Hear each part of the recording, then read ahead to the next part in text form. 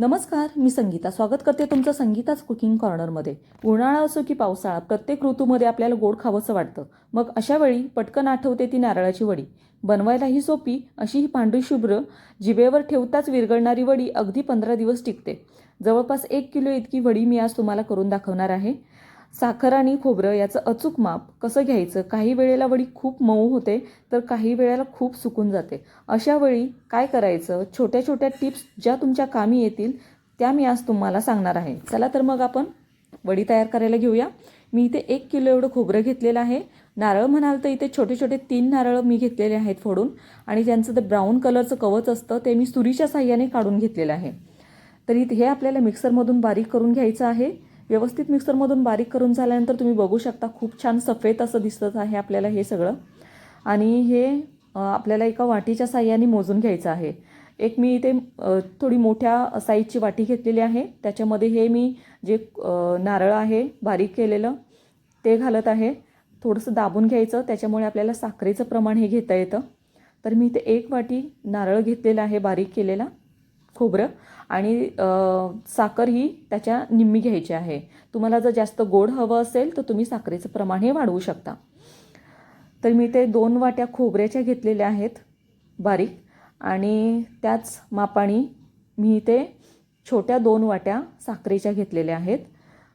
वाटी थोडी मोठी दिसते. ह्या मी 2 वाट्या साखरेच्या घेतलेल्या आहेत. वजनी प्रमाण म्हणाल तर मी ते डिस्क्रिप्शन बॉक्समध्ये वजन हे मी सांगितलेलं आहे. तर मी ते एक कढई घेतलेली आहे. ती गरम झाल्यानंतर त्याच्यामध्ये 2 चमचे तुपाचे घातलेले आहेत. तूप व्यवस्थित गरम झाल्यानंतर जे मिक्सरमधून आपण बारीक करून घेतलेलं खोबरं होतं ते घालायचं आहे.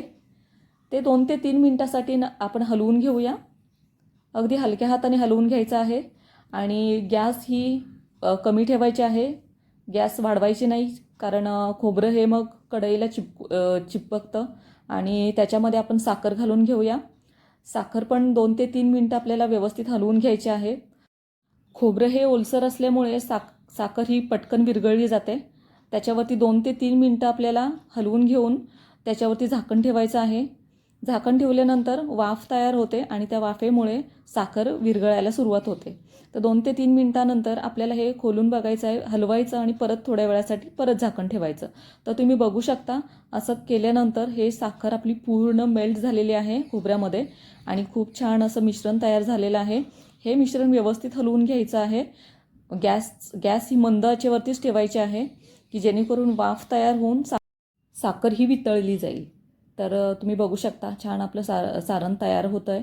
आणि तुम्ही एक व्यवस्थित लक्ष देऊन हे करा, कारण तुम्ही हलवायला जर कमी पडलात तर कढईला करपू शकतं, थोडंसं लागू शकतं. आणि सारण जर चेक करायचं असेल तर तुम्ही थोडंसं बोटावरती घ्या. हाताला चिपकत असेल तर समजायचं अजून आपलं सारण तयार नाही, आणि त्याला व्यवस्थित अजून हलवायला पाहिजे. थोडंसं हलवल्यानंतर ते सुकत जातं. तर थोड्या वेळाने मी पुन्हा एकदा बघितलं तर सारण आपलं अजून पण ओलसरच लागतं आहे.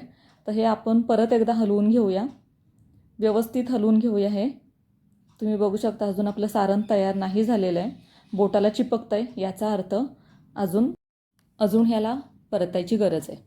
तर हे व्यवस्थित परतून घेऊया आपण. आणि ह्याच्यामध्ये तुम्हाला परतल्यानंतर जे तुम्हाला वेलची पूड वगैरे जे तुम्ही बारीक केलेलं असेल ते घालायचं आहे. आणि हे सारण आपण एक 5 मिनटं परत एकदा परतून घेतलं ते हे हलवायला पण कडक लागतं आहे थोडं हाताला. तर आपलं सारण हे रेडी आहे. जास्त कडक पण करायचं नाही आणि जास्त नरम पण ठेवायचं नाही. अशा पद्धतीनं आपल्याला हे सारण बनवायचं आहे, की जेणेकरून वडी मऊ पण झाली नाही पाहिजे आणि जास्त सुकी पण वाटायला नको. अशा पद्धतीनं तुम्ही सारण बनवलं तर वडी ही खूप छान आपली तयार होते. मी इथे एक ताट घेतलेलं आहे मोठं, त्याच्यामध्ये मी तूप टाकलेलं आहे आणि ते व्यवस्थित ब्रशच्या साह्याने व्यवस्थित अगदी लावून घेते ताटाला, की जेणेकरून आपली वडी ही छान अशी तयार होऊन निघाली पाहिजे सुकल्यानंतर. तर ही वडी आपल्याला रूम टेम्परेचरवरतीच सुकवून घ्यायची आहे. तरी मी इथे हे सारण आहे ते 2 ताटामध्ये डिवाईड करून घेणार आहे व्यवस्थित. आणि हे सारण तुम्हाला किती जाडसर वडी हवी आहे त्या पद्धतीने तुम्ही थापू शकता. मी थोडीशी पातळच थापून घेतलं आहे. तर मी ते दुसरं ताट घेतलेलं आहे, त्याच्यामध्ये हे उरलेलं सारण मी ठेवते. तुम्हाला जेवढी पातळ वडी हवी आहे तेवढं त्या ह्याच्यामध्ये तुम्ही थापून घ्या. आणि वडी ही मी स्क्वेअर आकारामध्येच थापून घेणार आहे ताटामध्ये, कारण स्क्वेअर आकारामध्ये थापल्यानंतर वडीचे पीस छान तयार होतात. तर तुम्ही बघू शकता आपलं सारण खूप छान तयार झालेलं आहे. जास्त ओलसर पण नाही आणि जास्त सुकलेलं पण नाही.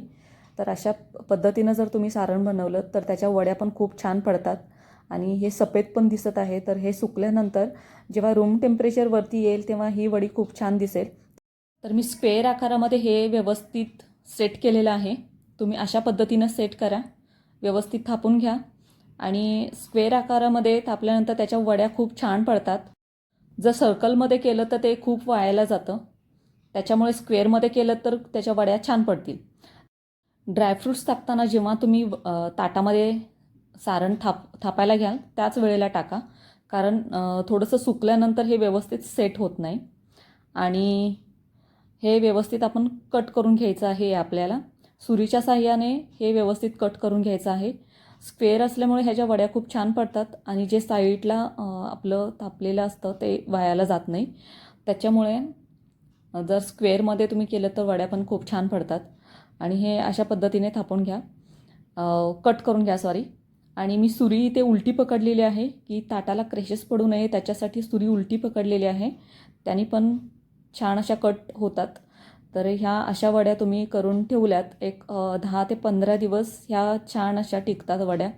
जेव्हा पण आठवण आली तरी आपण लहान मुलांना किंवा आपले जे घरात मोठे आहेत त्यांना तुम्ही देऊ शकता.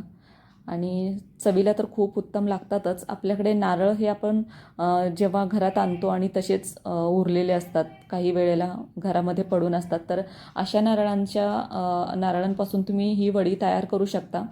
काहीतरी घरात स्वीट बाहेरून आणण्यापेक्षा घरचं स्वीट तुम्ही तयार करा. तर ही वडी खूप छान तयार झालेली आहे आपली. अगदी 15 दिवस टिकेल अशी ही वडी तयार झाली. आणि ही रूम टेम्परेचरवरती व्यवस्थित सुकू द्या. सुकल्यानंतर तुम्हाला रिझल्ट कळेलच. तुम्हाला खूप आवडेल अशी ही वडी आपली तयार मी तुम्हाला करून दाखवलेली आहे. आणि वेळात वेळ काढून तुम्ही ही रेसिपी बघितलीत त्याच्यासाठी तुमचे खूप खूप आभार. तुम्हाला जर ही रेसिपी आवडली असेल तर मला कमेंट बॉक्समध्ये नक्की सांगा. लाईक, शेअर आणि सबस्क्राईब करायला विसरू नका. तर ही आपली ओल्या नारळाची बर्फी रेडी आहे. मी 1 किलोचं तुम्हाला ही बर्फी करून दाखवलेली आहे. खूप साऱ्या वड्या इथे आपल्या तयार झालेल्या आहेत. पूर्ण ताट भरलेलं आहे. तर अशा पद्धतीने जर तुम्ही केलं तर बाहेरून स्वीट आणण्याची गरज नाही. आणि जे आपलं कट करून उरलेलं जे तुकडे होते त्याचे असे सर्कल करून मी असे पेढे तयार केलेले आहेत.